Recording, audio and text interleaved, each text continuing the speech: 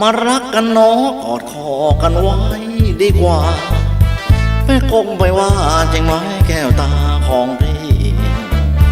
เพราะต่างรวมรักร่วมใจปลดเปลื้องมาไปไม่ดีผิดประเพณีไว้ผู้ทีหลังเรื่องรักสุขก็จะขอได้ดอกเข้าตรงตามตอกยอกย้อนเกินไปร้อยช่างเขาผูกข้อไม้ข้อมือร่วมกันมันอ้อมสตางค์เรียบร้อยแล้วอย่างเหลือเงินปลูกเรือน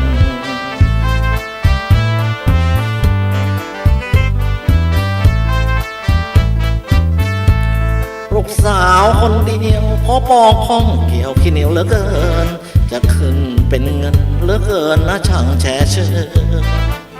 นั่งดีดลูกคิดโทษทำบิดเบือนน้ำใจขวัญเรือน้องกลัวจะเปื้อนด้วยน้ำตา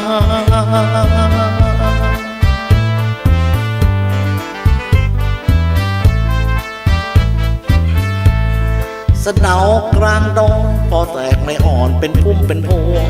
แม้นถูกลมลวงน้องจะลอยร่วงราคาสะเดาการคมแรงที่บ่มไปมา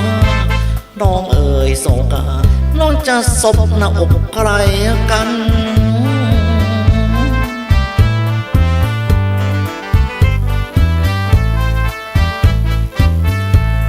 ฝรั่งข้างรั้วจะสุกขาขั้วไว้คอยใคร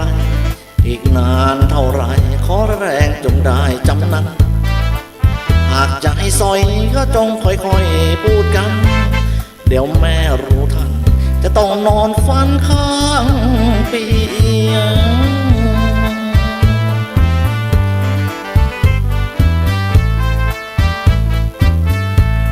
แม่บัวแรกบ้านย้ายคอยนานนักนะคนน้อง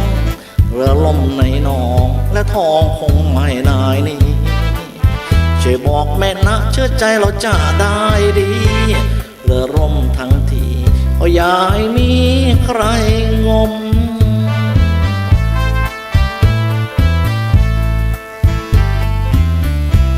เรือร่มในน้องเก็บทองเต็มถุงใบใหญ่น้องควรจะได้จริงไหมแก้วใจเมื่อเรือล่มน้ำหนึ่งลึกไหลไม่วนเปรียบคนดีๆอย่างผม